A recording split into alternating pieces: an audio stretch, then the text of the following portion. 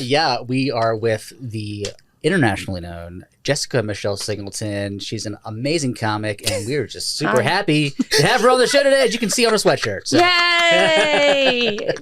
Yeah, this is so funny because I'm such a pessimist. But are you? No, I think I'm a realist. Okay. One of my best friends described me as the most happy-go-lucky depressed person he's ever met. Oh, but I don't even know what that means. I think I have really high energy realism where I'll go, well, we're all gonna die. Yeah. Who cares? You know? Right, but they got a chuckle on your face out of it. So, but isn't it optimism if you're like, we're all gonna die, but God, I'm happy. Yeah, I mean, that is optimism. Don't worry, it ends eventually. Right. I was like, do whatever you want. We're gonna die. Yeah. That is To optimism. go, just give me a bottle of Jack and a Hawaiian shirt and a cigar in my. A Hawaiian shirt. Turn you into a Weekend at Bernie's before you're dead. I was like, I didn't know the Hawaiian shirt. Really? I don't know. It sounds like when you're old, it's what you do. Oh, that is what old men do. Okay. Like women just get more and more brooches. Really? Little, I have brooches already. Me too. I've had them since high school. I've been collecting them. I've been doing grandma chic since day one. It's the best. Give me a strong jacket. Oh, a strong jacket. Yeah. blazer with shoulder pads. Oh, yeah. Something like knitted. Ooh. Yes. Talking Some my gingham. shit. Yeah. Yes. Oh my God. We're so turned on. And he's like, ew. How do y'all date? I'm just all those straight men who are like, not that outfit. Ew. And nothing I've worn has ever stopped a man. That's going to draw the line. That's so true. What are you talking about? We're very picky. We really care a whole lot. Yeah, I'm not going to have sex with any couch. I'll just... Exactly. So how do you feel about the whole JFL thing?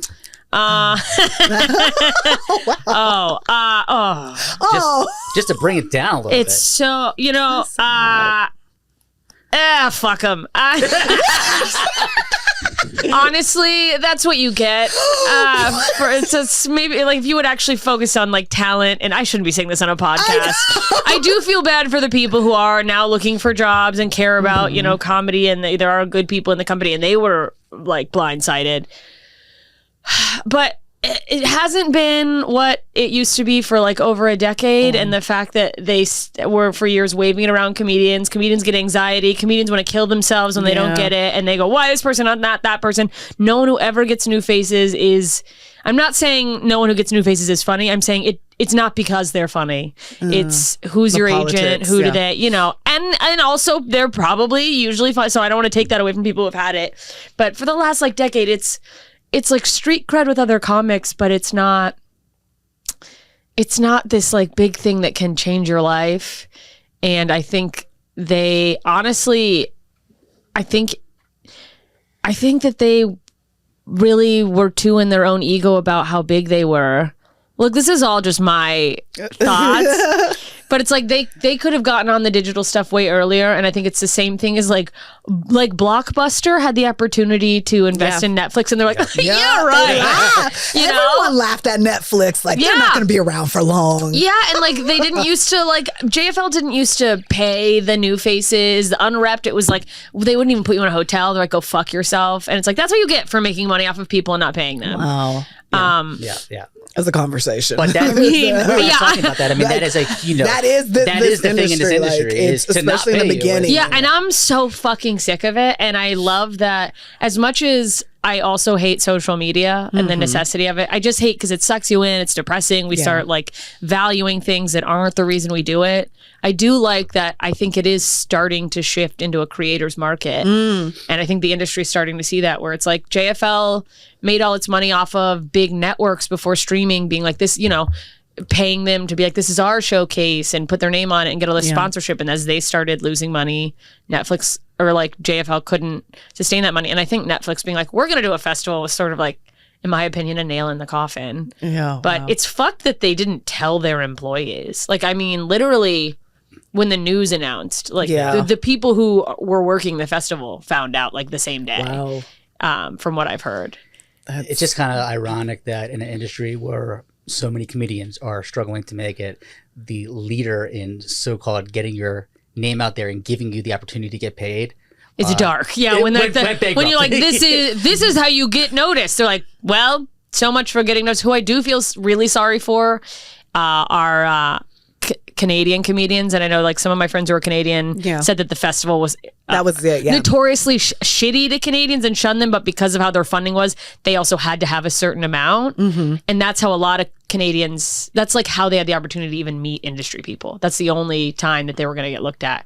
So speaking with so I was on a show with Sophie Buttle, who's a Canadian comedian, last night, and she was saying like it's a real bummer for them, and that sucks. But I also like, you have to hope with social media that there's also new ways to get discovered. That's for what them, I'm saying. Like, even though I hate social media. I hate it, but it is also a gift. It's like a love hate. It's a necessity for us to have that exposure, but it sucks your soul out of you. Yeah. It's like, as much as I like it, does like, it has helped my ticket sales. It's helped my exposure in a big way.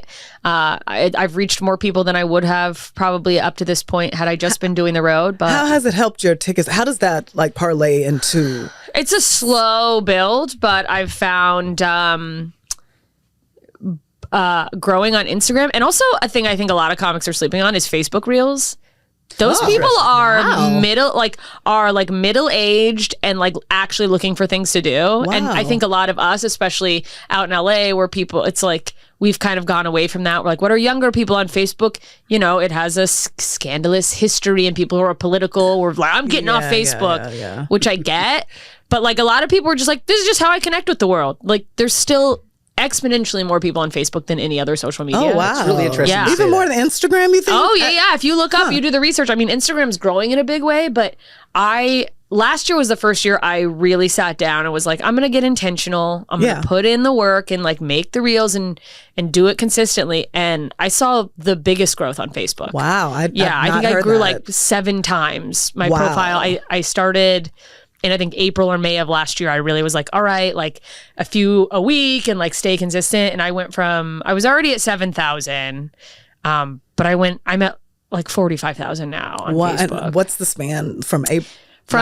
So that's till now. So like what, at this point, like almost 10 months, but wow, that's a big, amazing. a big leap. Yeah. I mean, my Instagram doubled, but it was like 27,000 to, sorry to be just like throwing my numbers out, but I'm really geeky for like and my Instagram's almost at 50,000. So it doubled, but like the percentage wise, Facebook saw the biggest like leap. Wow. And I think people sleep on it, but you're the first person who's actually, and we've had a lot of comics that talk about using social media. No one's ever said Facebook Reels. Nobody talks about it. They go like Instagram and TikTok. And I'll tell you what I know about TikTok from friends, and also my boyfriend's in the industry.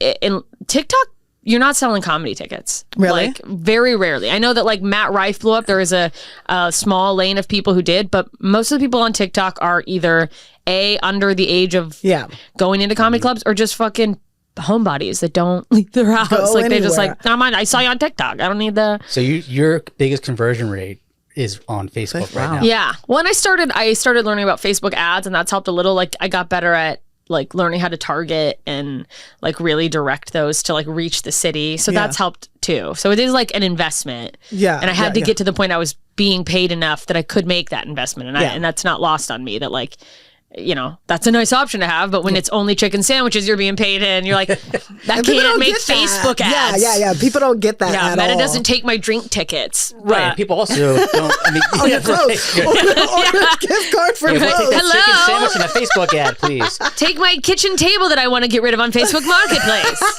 But you know, we don't realize enough that Facebook, the business manager that you have to have, that houses everything for you. So when you deploy ads on Instagram, that's all going through Facebook's business manager. Oh, so yeah. Facebook is the hub, actually, that runs the entire operation. That's interesting.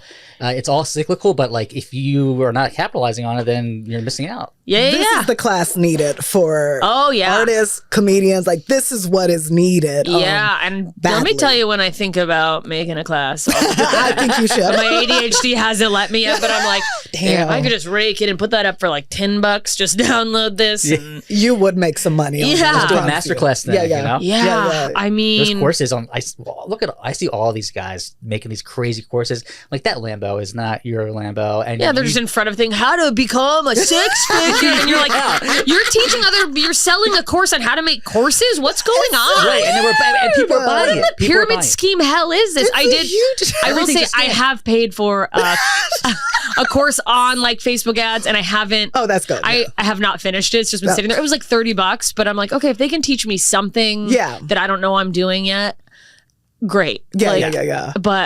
But those on how to make like six figures, like you're just talking about other income streams. And it's just crazy stuff. I did sit through like an hour pitch once in one of those because I was like, I knew it was bullshit, but I was like, I want to see what this lady says. And she's going, when I wanted to learn digital, I wanted to like learn digital photography to spice up my whatever. I took a $15,000 course. What? And I'm not saying like that's what you need to do. I'm saying like that's how I invest in myself. I'm like, oh, so that later you can go, well, if you want to invest in yourself, then my course is, do you want to invest in yourself? And it's like, whatever. Yeah. We don't all need to make classes. Some of us need to do things, but exactly. But there is stuff that like I did a free talk on Instagram about like how to do the road a couple of years ago, and just I was like, look, I'm not like a holy like good Samaritan. Here's my Venmo. If you want to get me a cup of coffee, whatever. And or a chicken sandwich. I got like $400 from people just going, thank you, this was so helpful. Because people are appreciative of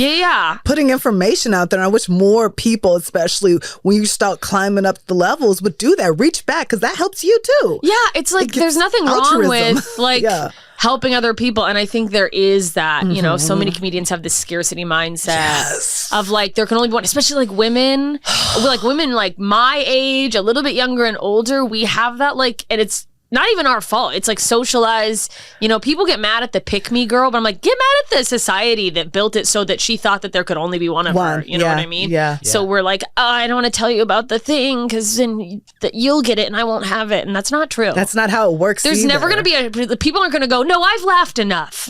Yeah, right. That's enough fun for my life. I don't want any more women who are funny, like making me laugh. Like that's the weirdest thing. The scarcity mindset doesn't benefit anyone, and it doesn't benefit you, because I've noticed the more people give, the more they get. It's just a fucking principle of law of the universe. That's like the law of attraction, how it works. It's like how it works. What you get what you give. They don't know about it. They don't care. They think it's bullshit, and it's not bullshit. Or they just have like crazy trauma that makes them just so afraid, and that sucks. You're like, I had it for a long time. I had it too. I'm right there with you. But therapy. Yeah, therapy. And then when you do start like opening up and like being able to help people how you can help them, you see that like it benefits you. Pays forward. Yeah. Has there ever been any advice from a comic that just stuck with you?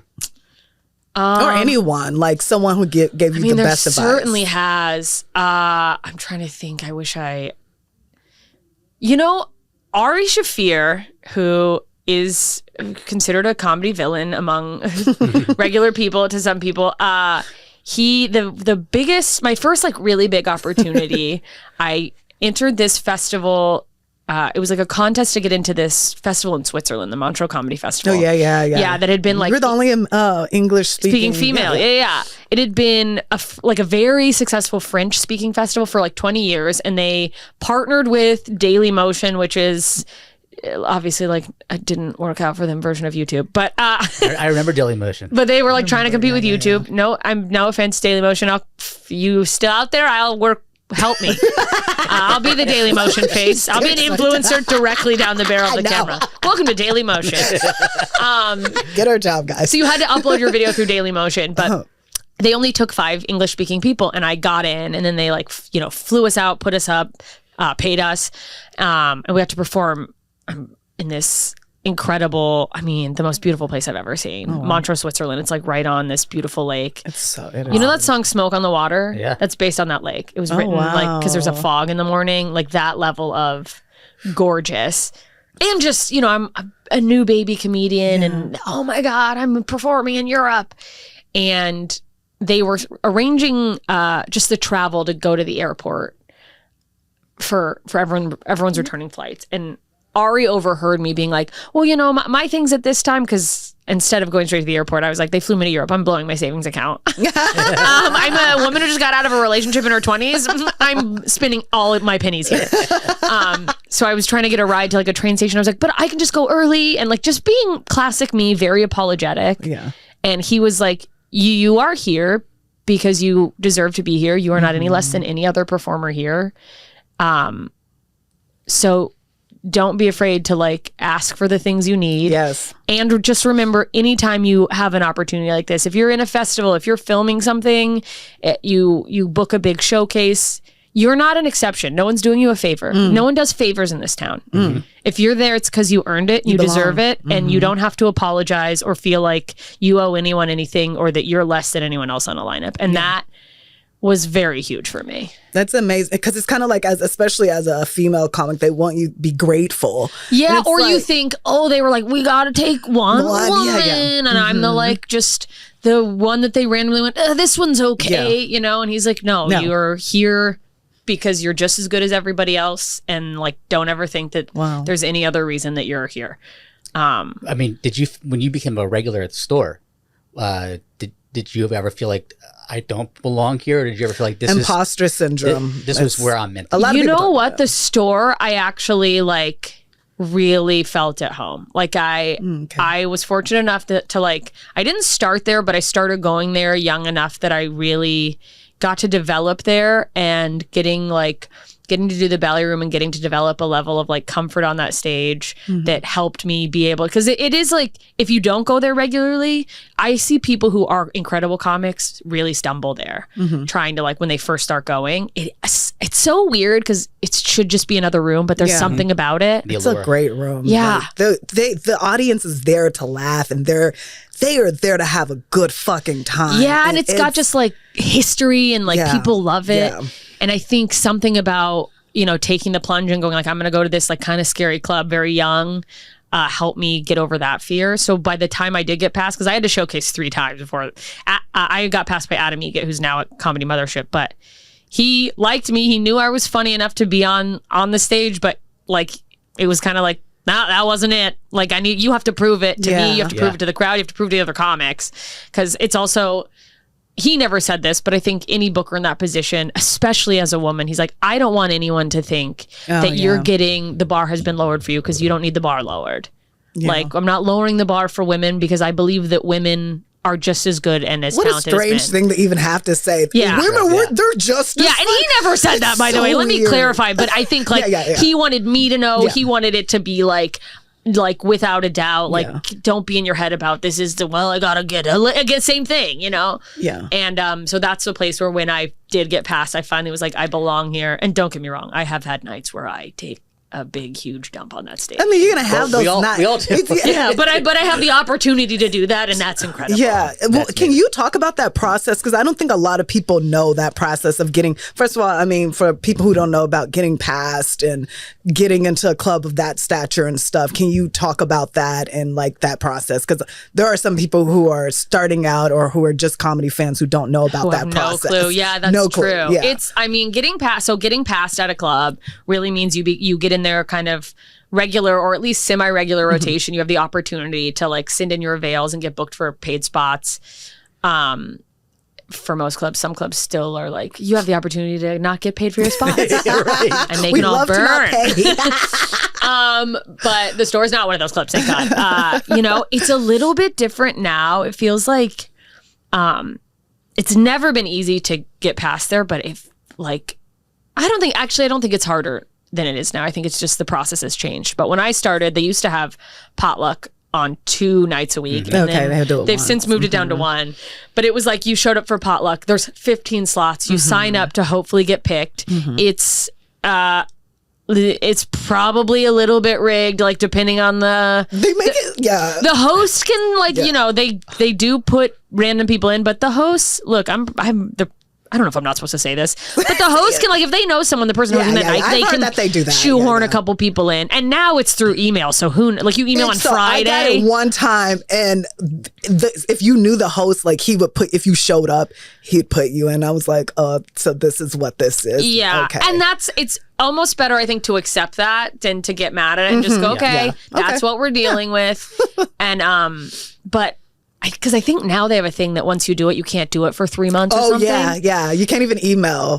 See, when I did it, it was like you would sign up, it would, weeks would go by where you don't go on. And like when I finally got on, I was like, oh my God, I'm on the list. And there used to be a thing where you could tell, like, the people toward the end of the open mic list, 13, 14, 15, these are people who are like, kind of been doing it for a while. They like them. Maybe they're going to move them into development soon. And then there's all these effectively nobodies. People just... They let you know that there too. They're like, some of y'all are going to go home crying. I was like, what are you talking about? It's great. Like the hazing from the open mic host is wild. It's I was like, this is fun. And he was like, some of y'all are going to suck and go home crying. Yeah. And I was like... It's like frat bro initiation. And open mics are just this soul-sucking hell on earth. But it's in front of an audience too. There's a bunch, a huge audience. People have come, they'll come out for it and they're like, listen. I thought it was fun. It'll get better later, but we have no idea what's going to happen here. It's so funny. They really throw you to the wolves. Everyone's scared and I was like, why are they doing this to you? Why are y'all doing this? Why are you setting us up to fail? We're here to make people laugh. Shouldn't we be happy? But but then when you do well, it's almost like it's so dorky to feel like it feels like you like ran a gauntlet. You're like bum bum bum. You're like, I did it against all odds. I had fun. Y'all are fun people. All right, God, I'm gonna go. And then it was like, I will always, no matter where I was, would always make sure, open mic, show, whatever, after my set, when the host came back off stage after the next comic, I'd go, thank you so much. I really appreciate it. That was a big thing for me. But, I went up, I did well. And when they noticed someone doing well, they'd start like putting you up on the open mic more. And then eventually, at the time I've been there and there have been 3 talent coordinators over the years I've been there. When I first started, I don't know how long you guys have been doing it, but Tommy was there. This guy, Tommy, who looked like a Tom Petty impersonator. I swear to God, at some point he got glasses that were like this tiny. They're like little squares. He was a cartoon character. He'd be like, I've heard people talk about it.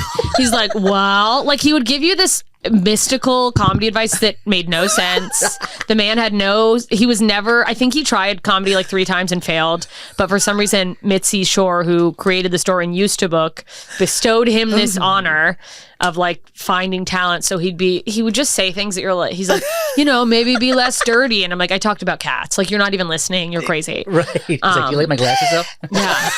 Yeah. But it like before, so like with Adam and Emily, Emily is the talent coordinator now. Their system from going from development, which is what comes after open mic, and I think you even have to audition for that with Emily now, is you do an actual like showcase. It's very clear that like you're being stuck in the lineup of paid regulars. This is your audition. With Tommy, who didn't pass me. He passed me to development, but I basically had to bully him. I mean, I didn't bully him. Some people really did. I just was like, hey man, what's up? Yeah. And he's like, okay. It's like dating. They want you to chase him. Yeah, he's like, you can call in your avails now. But that's also how he passed people. Just one day that he'd be like, you're a regular, out of nowhere. And like one time he accidentally passed someone that he thought was somebody else that was more successful. And then he had to go, never mind. Like, that's a story I heard. And the guy's like, I got passed. It was like an open micer. Oh, that's so And he had a similar name to somebody else. That poor guy probably thought like, I guess I'm like, this is it. Prolific. Oh my God. Meteoric rise. Yeah, he's like, I'm a prodigy. And then he's like, you're not passed anymore. Oh no. So it was like, I mean, probably. I mean, we're comedians. That's the thing, is that like, but we take things so it's so hard. personal. And like when the first time you ever bombed, can you give us some insight about how that happened and like? It was the second time I ever got on stage. The first that I ever had, crushed. Never felt more alive. Like, it was like the ideal first set where you go, I was born for this. And that sounds so insane, but it was just like I had that moment of feeling locked in. And I didn't realize when I was doing this, it was an open mic in Tampa, Florida.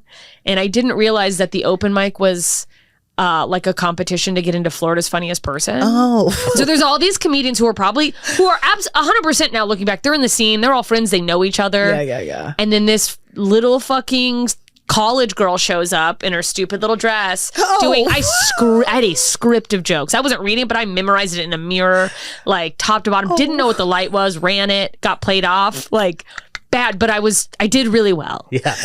And they passed me into the finals of this Florida's Funniest Person. Where was that at? Side Splitters. Oh, okay. Yeah, they always did stuff like that. It's really like looking back with sort of like a bringer show money thing, like a way to make money off of a bunch of local comics. Yeah, but they're a smaller community. Yeah, and so I was like, wow, Florida's Funniest Person. And the manager of the club came up to me and he's like, that was really funny, you know, something you want to maybe work on. I could tell you're new, which is like, I want to be mad, but it's like, well, I probably could tell I'm new. He was like, you want to not be so dirty. And in retrospect, what I realize he means is I was saying fuck every other word. It was like a nervous tick. That's dirty to him. So I wrote a squeaky clean set, which I can work clean. I will work clean. You pay me money, I'll do my clean set, but it's not naturally who I am. Right. Yeah. And especially then, it was like a week later, I'm writing a full new clean set. I wrote the set. Not only was it clean, I added in a music cue. Bad idea. Cues missed by the sound guy. I'm up there just in silence, bombing my ass off. But the first, I guess like the high of the first set was so good. I mean, it was bad. I was like, I want to die.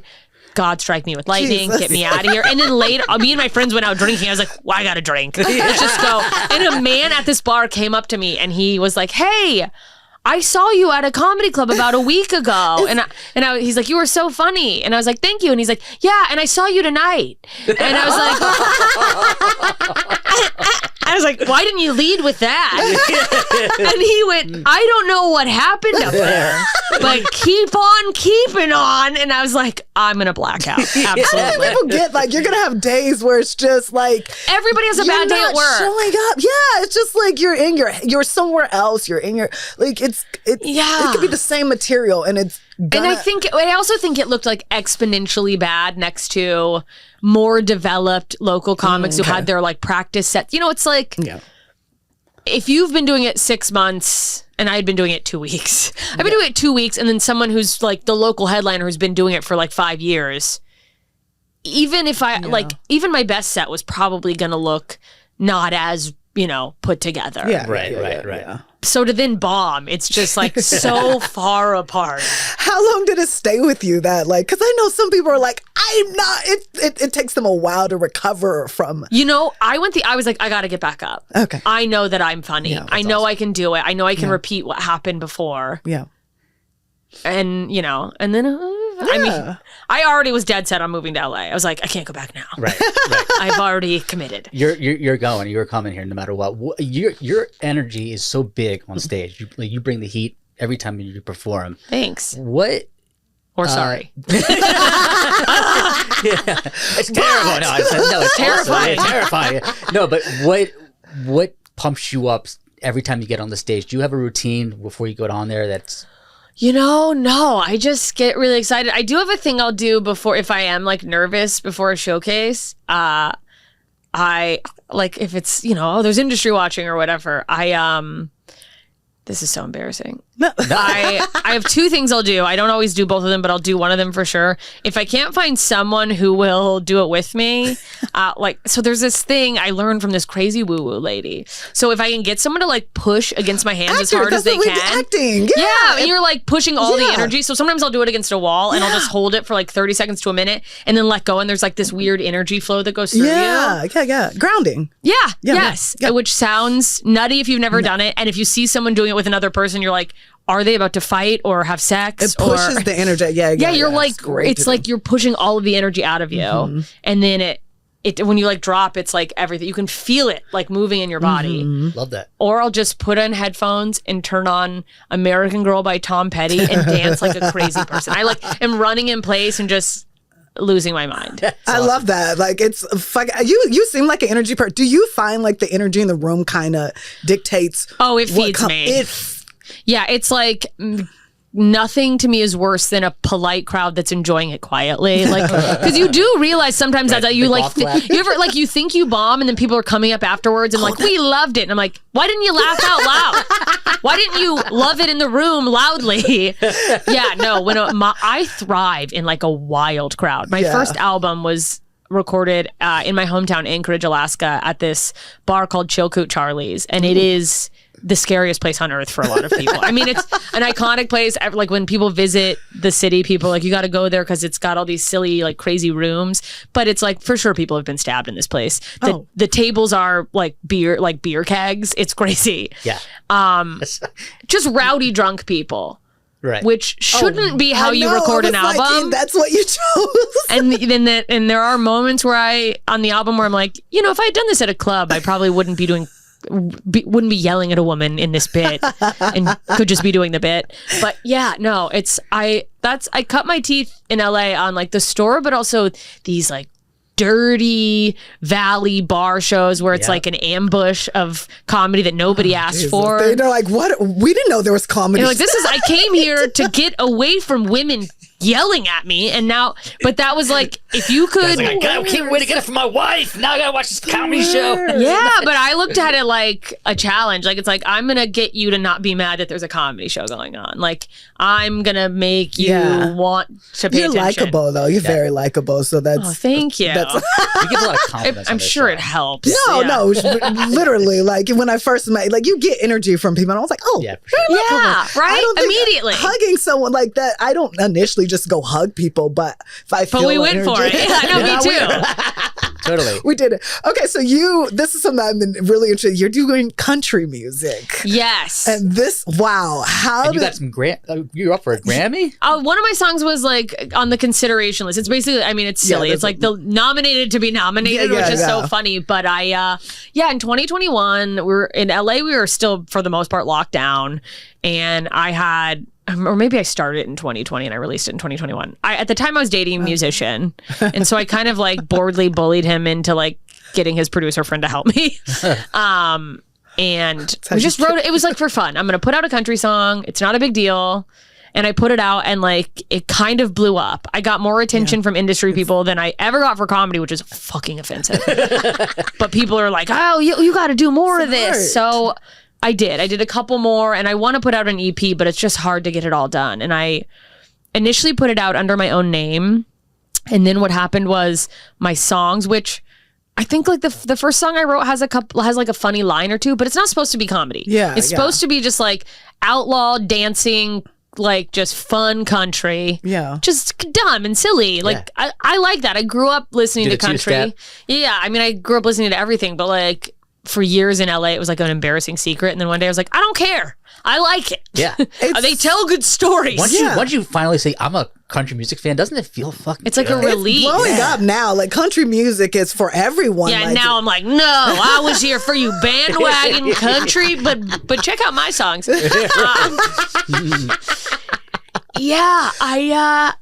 My songs started showing up on comedy playlists and stuff on Spotify. And I was like, I don't want people to think I'm an unfunny musical comedian. Right. So then I pulled it all down and put it back out under like a pseudonym, like a alias, Norma Lee Wild. And at this point, it's almost like a character that I think I want to, like, if I perform, I think I'm just going to go up as this other person. I've never performed the stuff really live, but that way, it just, if people want to find it, they can search for it separately, and only my comedy will come up on comedy. You would never like, because I'm not bring them together. Yeah, I mean, I would love to like hit a point where it's like, oh, I could do like a half hour of comedy, and then like we have a concert. That'd be amazing. Behind here, we have a whole concert waiting for you. There's an audience back there. It separates. You just get out of people just pull out a guitar. Yeah, get the banjos back there. Out of my purse. Now that you ask. That would be really. What's your craziest heckler road story? I'm trying to think if I've had I've been really lucky that I haven't had crazy hecklers.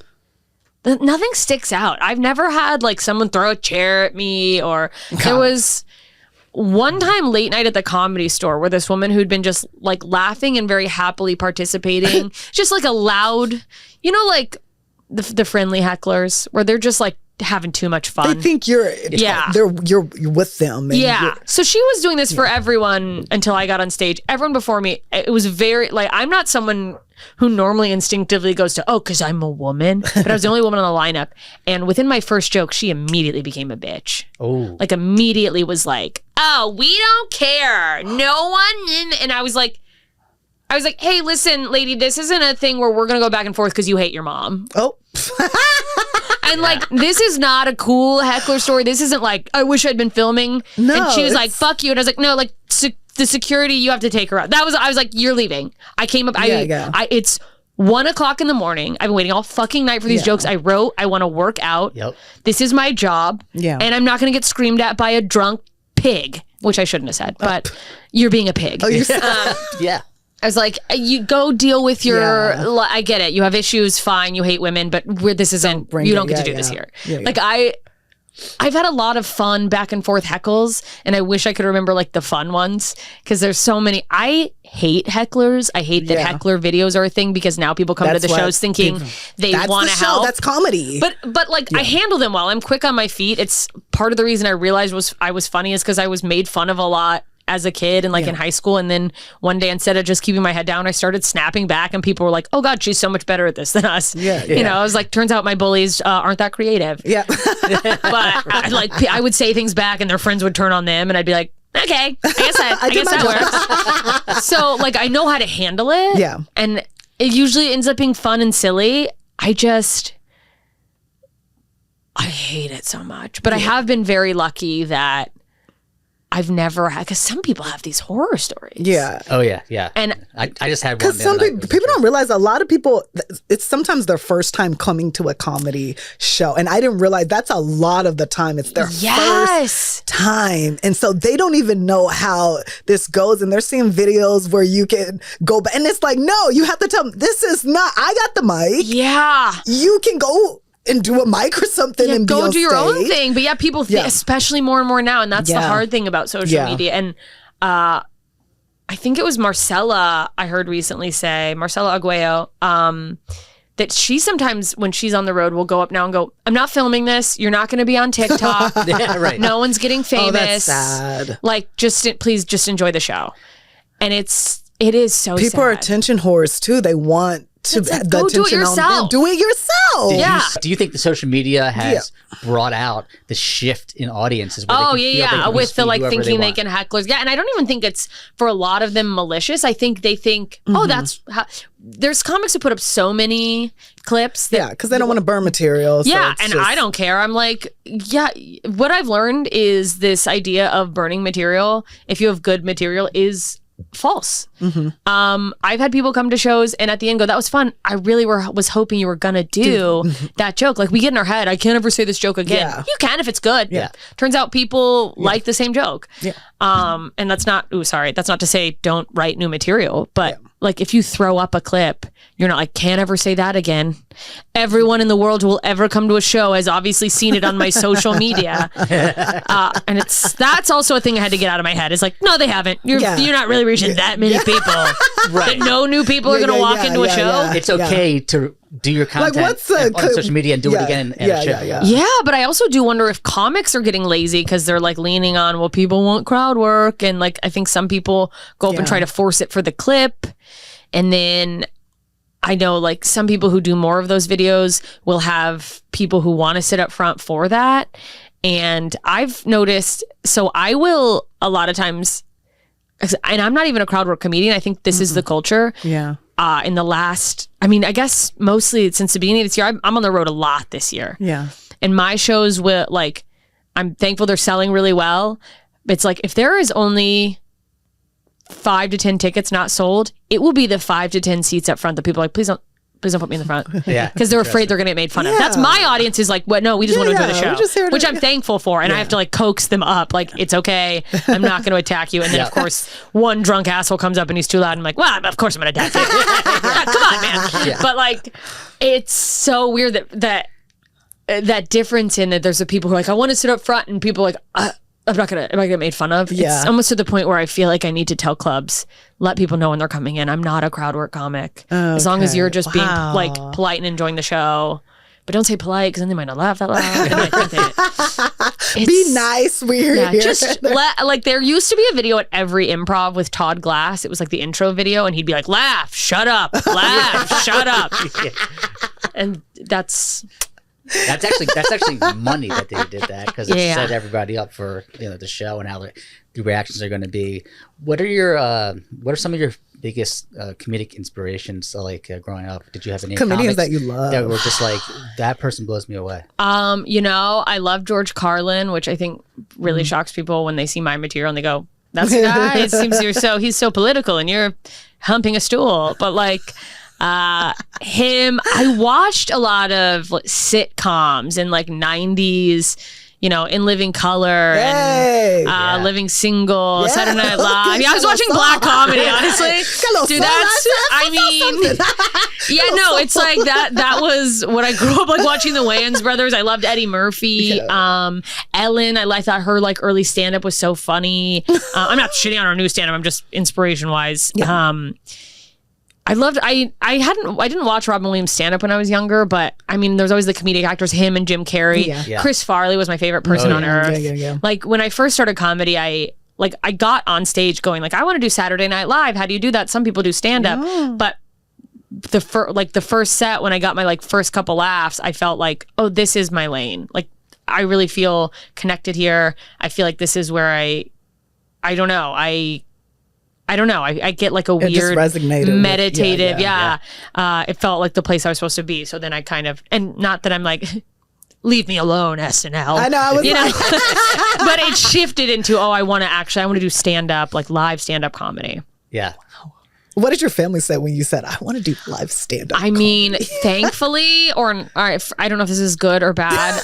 My family is in such shambles that all of my siblings are drug addicts. So my mom's just like, well, it could be worse. Right. When I told my mom I was moving to LA to do stand-up comedy, she's like, well, just don't get into cocaine. That was... That's not... I think they were like... Words of wisdom. Yeah. A little bummed. I mean, I was like the only kid to go to university, and they were like, oh, she's smart. She'll do something. She's going to, go get some career. And I was like, I want to be a clown. But I think my mom was probably like, oh God, she's chasing a dream. You got to let her do it until she saw my first headlining set. And I think that really helped her go like, oh, okay, she's going to be okay. This is for real. Yeah. Has she been to any of your live shows? Oh yeah. The first time I did a guest set, she still lived in Alaska at the time. My mom has like bounced around because she works for the government and moves. All my friends think she's in the CIA, but we're in a lot of trouble if she's in charge of our intelligence. So the woman cannot keep. She checks into AA meetings on Facebook. Like she cannot keep a secret, and she will tag other people. It's crazy. I'm like, that's not how that works. Anonymous. But then part of me is like, maybe that's her cover. I was like, I can't keep a secret. She came and saw me do a guest set, and my early like jokes. I had a joke making fun of her, and she stood up and was like, "Hey!" And then I was like, "See?" And everyone laughed. But then a couple years later, I came back and headlined, and like, it might have been my album recording, but it was like, 150 seat room, and all these people came out. I'm gonna get emotional. Oh God, no, God. Oh, my period. Just let it out. And shit, the period, not on this chair. Wait, just be careful though. But the rug, yeah.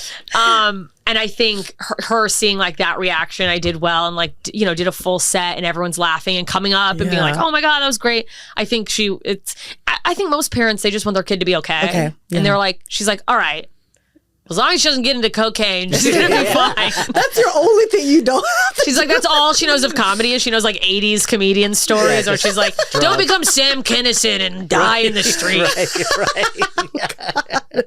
What the heck, dude? It's crazy. That is crazy. Did you always want to be a comic growing up?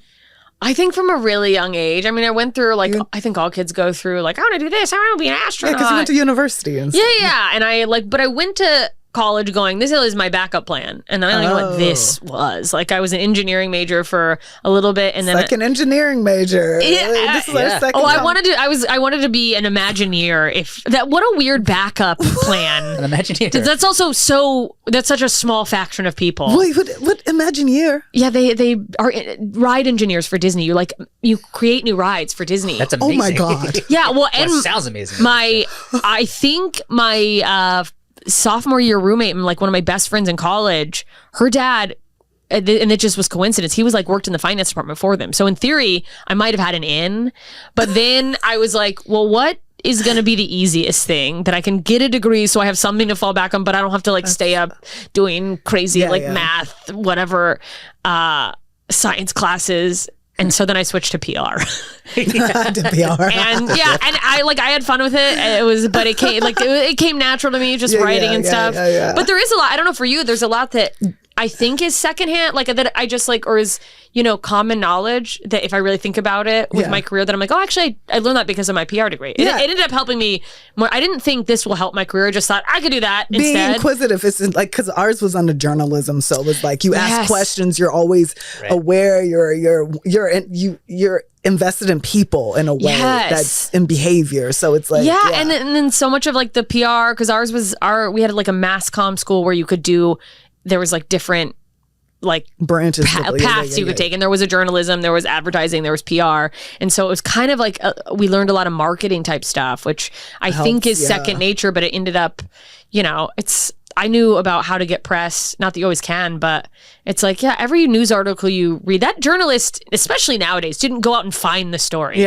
Someone emailed them. Exactly. So I was like, hello, I'm Guy. And, there's got a lot of silence and no's, but it has helped knowing that stuff. See, all the classes that you could teach, like even on like getting, your oh my God, I got to start. I need all to just you. record That's all you. classes. Dude, I'm losing teacher, side income. Like, check out my course, how to have a course in comedy. Do it like that, please. But speaking of side incomes, I think like there's like people see our social medias and like, oh, that person's just killing it. They're doing awesome. But nobody talks about like the real, especially like, the real shit that you have to go through, the journey along. What were some of your side gigs like? Oh yeah, well, I got let go of my job. I had like a full-time day job at a nonprofit, and it was just like funding people lose their jobs, whatever. I don't know what it was, but in like 2013, and they were like, "You're gonna get unemployment." But, and my boss was, I cried for like 30 minutes, and then I was like, okay, this is the universe opening me up to like making me take the leap I maybe wouldn't have taken out of, because I'm neurotic and I need my safety net. Fearful and my boss was even like, you don't want to be here. I was like, I know you care about the cause, but like, you want to do comedy. You can do comedy now. And then coincidentally, that was right when like Lyft and Uber started showing up in LA. So I started doing that. Yeah. I was lifting, Ubering. I think I did like delivery driving, dog walking. Whatever you got to do. Yeah. I temped at like a plastic surgeon's office for a couple weeks one summer. Like it was whatever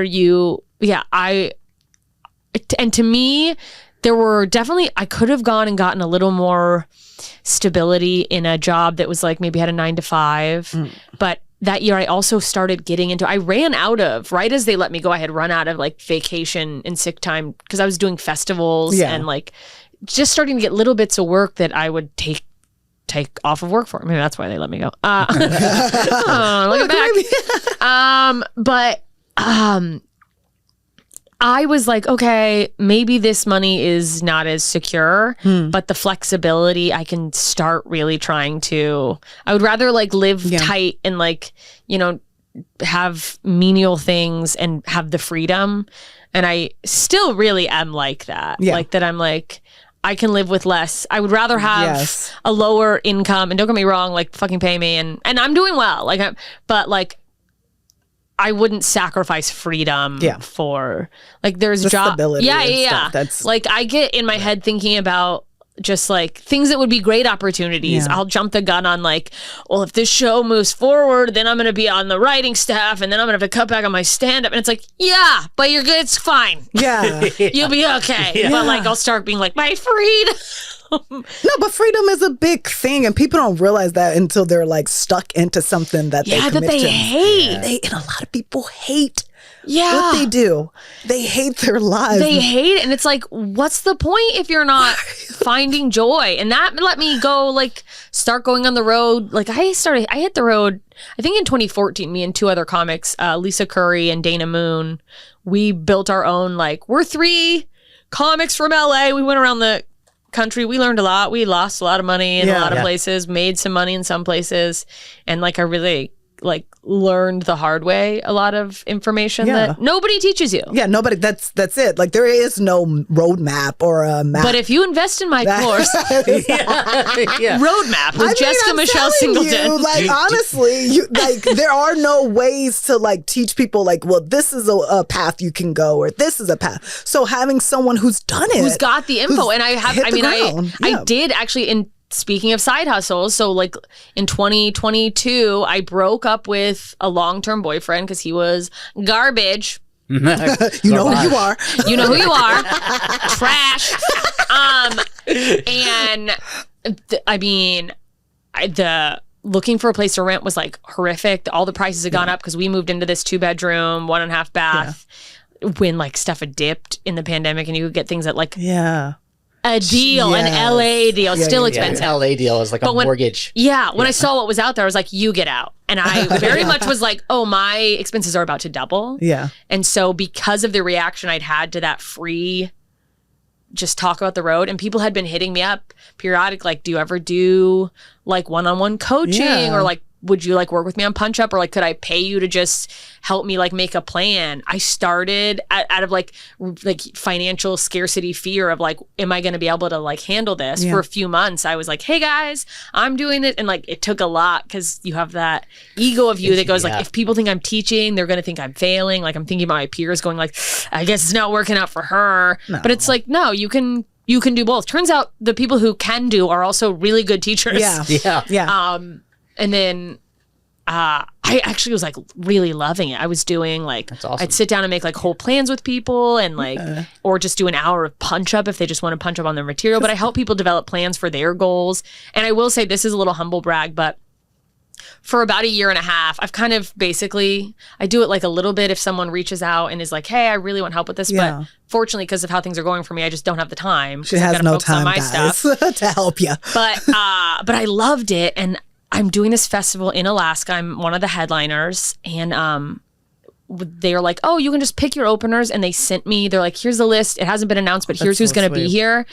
And just not having said anything, not knowing anything, I looked at this list, and the people I'm having open for me, there were 3 comics who had worked with me. I'd made like a Patreon for like one-on-one stuff. Wow. And part of their goal, like all 3 of them had the goal of like, I want to do more festivals. And I was like, they're in the festival. They did it. Like, I was just so like proud mom. But I don't know how I got on that. But yeah, I did try to like really milk the, but there's a niche. I mean, people want information. They want to learn. They want to get better. Yeah, and it's like, if I can, and like the reality is like, look, if we didn't live in capitalism, I'd probably just like give you the info, but it's like, we've all got to survive. Yeah. And when I realized there's people who want to pay for it, and I know like for me, because I do it with like exercise classes, like I know how to work out. I have equipment in my house, but like if I pay for something, I'm more invested. Yeah. So then I'm like, okay, then if my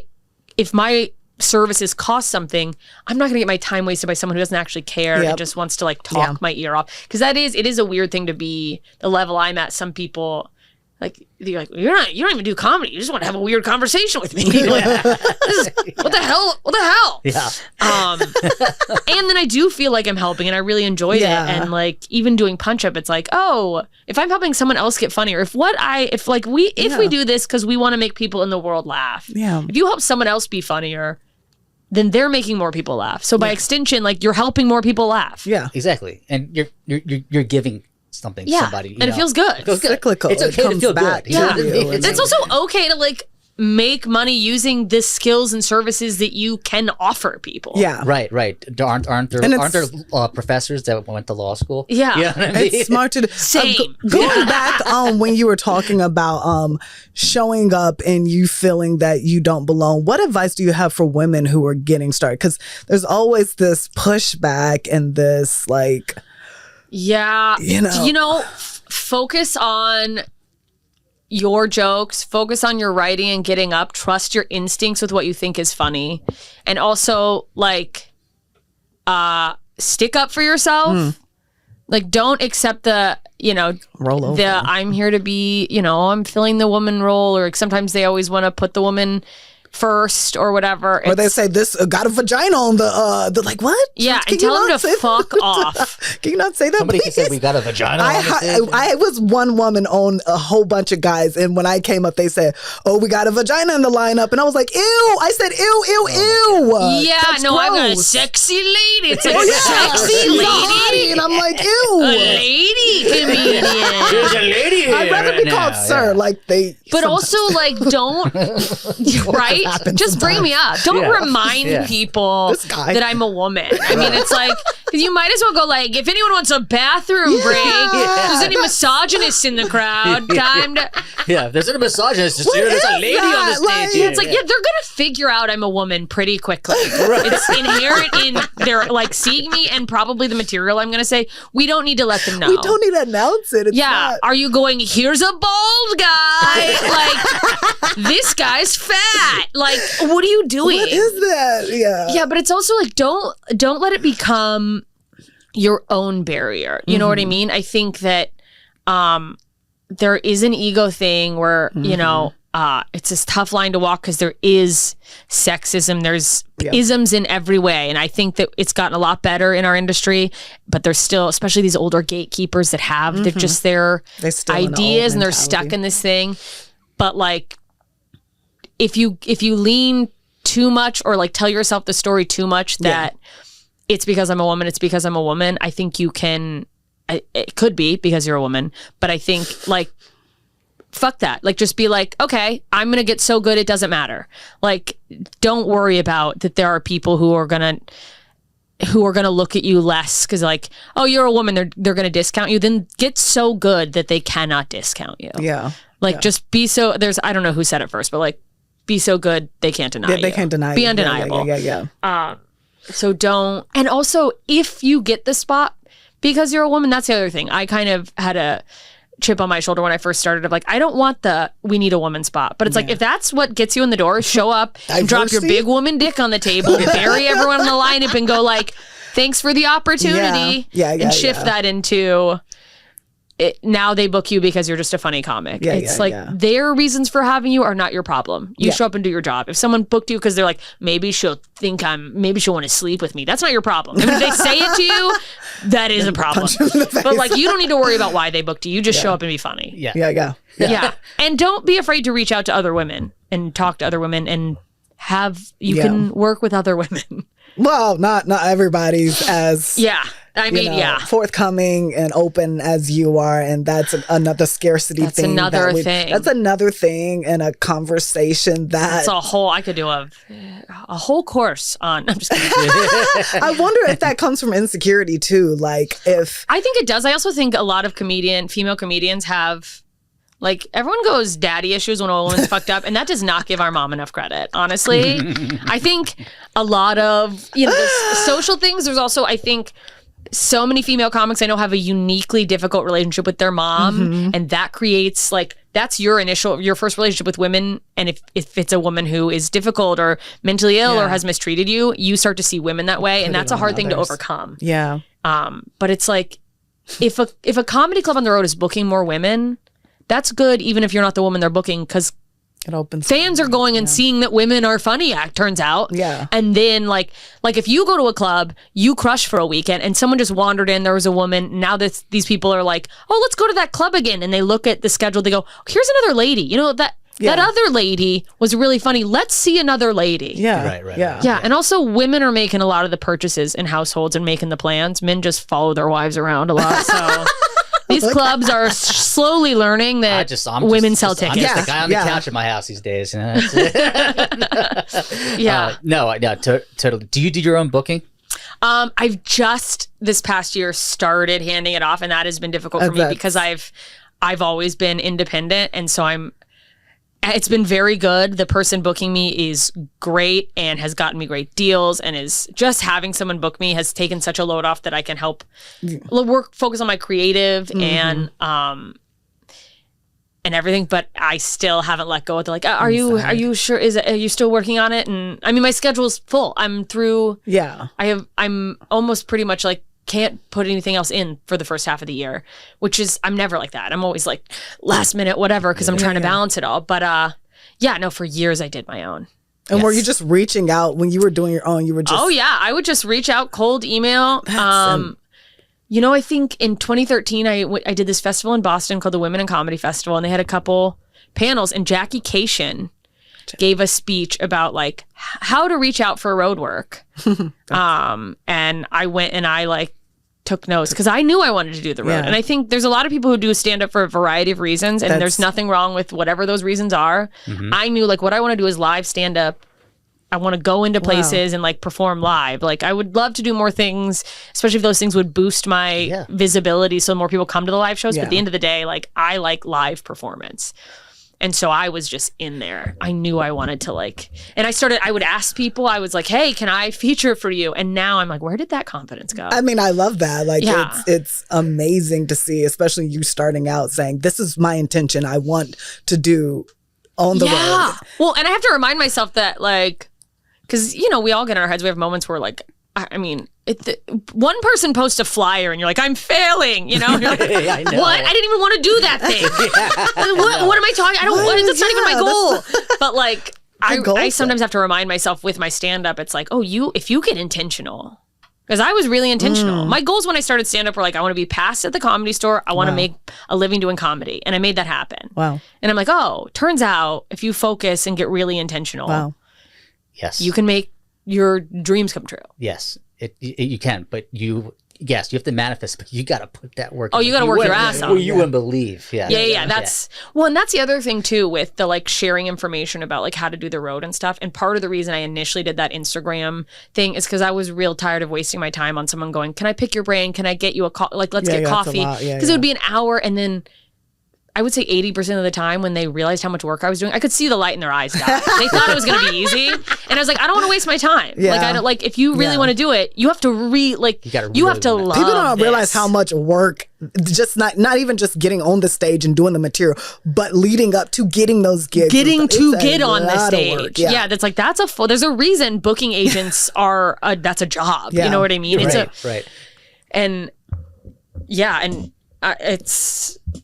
So I just was like, look, if you really want it, you can do it. But you got to like, first of all, figure out what you really want. Because you have to love it so much that you're willing to kind of suffer for it or put in the time. Yeah, because there's pain.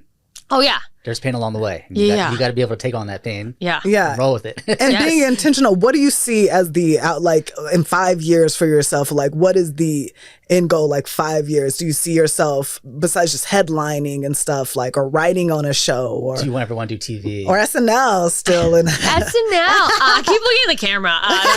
The bid is done. Jessica's like, I just want to do my master class. I just want to sell classes. Yeah. No, I would like for my stand-up to be at a point where I am like could sell out theaters, but like I want to sell out clubs. I want to be at a point where I'm selling out clubs in a way where I have to go to theaters. Like I want it to just be like, this is unsustainable, because I love comedy clubs, like a good club and a tight room. I love that. I would love to be able to go anywhere in the world with that. I'm planning to record a special this year, whether I put it out independently or sell it, time will tell. But at this point, that's more of a like for people who are nowhere near where I'm going live, and for marketing to get more people to live shows. Yeah. I would love to act. I'd love to be in a movie. I'd love to, like I said before, like somehow combine and do some country music. But really, that would be like the bigger I can just take my stand up. Yeah. And I'm trying to sell a show and stuff. Like, I would love to sell the show I've written, do like silly movies. I would love to act and like bring back 90s style comedies, hard comedies. That's the kind of acting I want to do. I love that. We don't have enough of that. Cool. That's not even like the star. I want to be what Steve Buscemi was in Adam Sandler movies, where it's just like a weird character that always pops up. Actor who who's popping up, and you're in. I would love that. That was like those 90s, some of the early 2000s movies, even some of those 80s. Those were golden age of movies, and we don't have that anymore for comedy. No. And that's just gone. I hope it's coming back. I hope it's... I mean,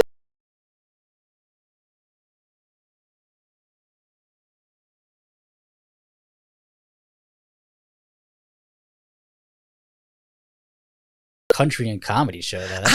Like when you said, I was like, that would be dope. You know what I mean? Yeah, no, I do eventually want to do that. I have like 3 more songs I want to record and do like, I think I'll do a short showcase of friends into like a country show and then see if I can do more with that. Because I love that. And then you get to do both. And right? I mean, like rap is getting involved with country. Why can't comedy get involved in country? Yeah, and I mean, you look at like Donald Glover for a while was doing both. And I think, I think he's since blown up to the point he can just do one or the other. Just because you're an artist, you're doing art forms, and I feel like that makes you a better artist and well-rounded. And there's something just beautiful about that when I see artists doing different art forms and bring them together. Oh, I think even if you just like try it. Because I think the thing about social media and living in LA, and sometimes there's this thought of like everything has to be like part of your brand, or like it's like you could just try another art for the sake of. That's a hard thing about being a creative professionally, is that like art and creating is good for everybody outside of their profession, and sometimes making it your profession kind of muddies up the like what you get out of creating. Puts you in a box. Yeah, or you feel like instead of creating what you want, it's like, what will my audience want? Or the bigger you get, what does my management and agency expect of me? That's right. What is the network that I want to buy XYZ? So even just creating on the side anything, it just like builds that muscle. It helps like expand who you are. Yep. And we need those different perspectives, especially in what we do, because I mean, we're selling ourselves. Yeah. And that is scary. I know it's like we're comedians, but like we're just also slutting ourselves out. Yeah. There's something fun about it and freeing. Yeah. But that's why bombing hurts so bad, because it feels like a personal rejection. Yo, you hated me as a human. Great. Yeah. Was it something I said that brought you low? Oh my God. Yeah, where it's like with music, you're like, well, you guys just didn't like the song. With comedy, you're like, it's me. Yeah. But music is a harder industry from what I hear. I've heard it is cutthroat. So you doing both is so... I'm just trying to have fun and be happy and then like spread that, Yeah. Which is cheesy, but... Also like behind the scenes, like we're not just comedians, we're also... We're producing. We're also promoting. We're social media managers. We're doing it all. You know what I mean? Everything. We're editing behind. And man, your brain can freaking explode sometimes. But you just gotta find ways to keep yourself grounded. What do you do to keep yourself grounded? And keep yourself so optimistic, because you are like one of the most optimistic. You guys caught me on a good day. Look, there's days where it is dark. She's like, you guys matched me a smiley face with my sweatshirt. That's all I needed. Yeah. I feel you. I'm kind of a workaholic, so I have over the years like had to learn that I have to run defense on myself. Yeah. I have at blockers, because I'll just on all my social media that's like, that's smart. I turn them off 15 times a day. It's like, I'm addicted. That's so smart. Need that. Okay. Yeah, because I'll get like sucked into the doom scrolling, compare and despair. You're looking at what, like I said before, what other people are doing, going, oh, I didn't get asked to do that. Why didn't I even know about this?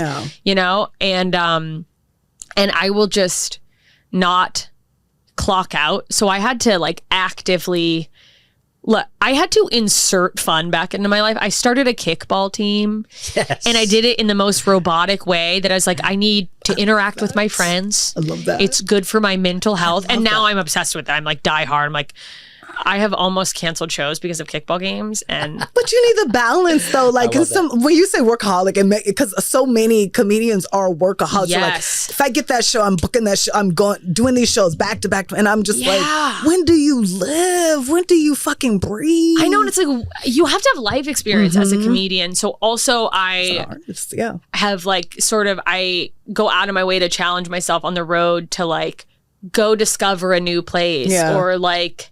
What is the cool thing to do here? Where it's because it's like I could easily sit in the hotel room and work all day. And it's like, and also just being, cognizant of the fact that what an opportunity, even though it's like, look, some of the towns we go to are not the prettiest places, sometimes it's a really cool city, but it's like everything has its unique thing. And how lucky am I to get to go to these places that most people are like stuck in their town, That's good perspective. So didn't used to have it. I was just like, I'm here, but just keep going. And now I'm like, well, let me see these places I'm going to. Yeah. Like I get the opportunity to see the world. Why am I not taking advantage of that? So I just get real intentional. I wish you'd do like a documentary of like that, like being on the road and put so people can see that lifestyle. I've tried.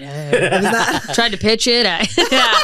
She's like, I've done it all. And it's hard because travel's exhausting. So usually like I'll think I have this big plan and then I'm like, okay, I'll do the one thing. Yeah. Because you're so in and out. That's One what makes it thing hard. today. But Yeah, it's like, yeah. if I see one thing in the city. Yeah. Do you find inspiration from what you see when you go to the cities and try to bring that into the stage? Sometimes I don't go out of my way to force. Like some comics are really good at like they'll come up with a bunch of local references Off the cuff. and I love watching that. And I do often have the thought of like I should do more of that, and then I don't. But if something happens organically, I'll like bring it up and or if I find out there's like a reference or whatever that I could change to something more local. Like I used to have a joke about a specific dive bar in my town, and so sometimes I'd be like, what's the like seedy dive bar here, and I'll use that name or What whatever. is the layout in Alaska like, and what is that? It's like destitute. No, I've been. I have one friend who's a comic who's from Alaska, and she's black, and so she does a lot of jokes about being a black Alaskan. Oh, and God. it's like, Thank God she got out. What's the name of the bar you were talking about? Chilkoot Charlie's Coots. Coots. So what's it like walking out of Coots at like 2 a.m. and it's daylight and you're drunk?